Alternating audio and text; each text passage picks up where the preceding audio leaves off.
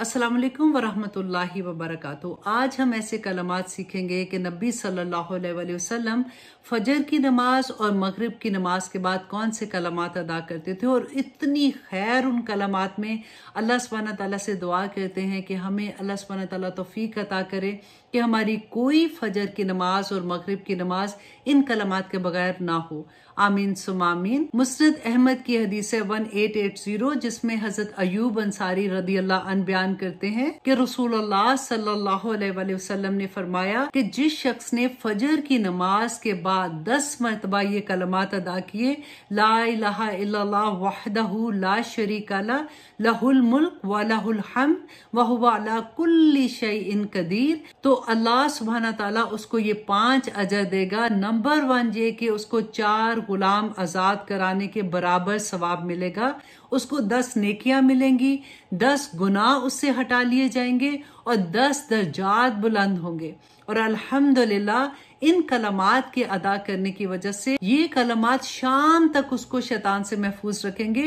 और अगर वो यही कलमात मगरिब की नमाज के बाद अदा करता है तो सुबह तक, फजर की नमाज तक ये सारी नेकियां उसको मिलेंगी और वो शैतान से भी महफूज रहेगा। और गुलाम को आज़ाद कराने के बारे में नबी सल्लल्लाहु अलैहि वसल्लम ने जो फरमाया था कि उसके बदले में जो एक गुलाम हम आज़ाद कराते हैं, उसका रुआ जो जिस्म का होता है, जितना उसका जिस्म का रुआ है उसके बराबर उसको नेकियां मिलती हैं। उसका चेहरा, उसके हाथ, उसके पाँव, उसकी जिल्द के इर्ज़ अल्लाह सुब्हानहू तआला उस इंसान को दोज़ख की आग से महफूज कर देगा। आमीन सुम आमीन। और देखिए कि 10 दर्जात, एक दर्जे से दूसरे दर्जे में नबी सल्लल्लाहु अलैहि वसल्लम ने फरमाया था कि इतना फासला होगा कि जैसे हमें नीचे जमीन पे बैठे हुए हमें आसमान पे सितारे इतने से नजर आते हैं ना, इसी तरह से दर्जात में इतना फर्क होगा।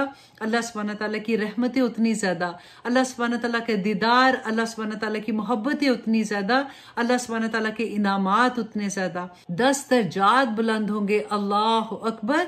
और शाम तक वो इंसान जो है वो शैतान से महफूज रहेगा।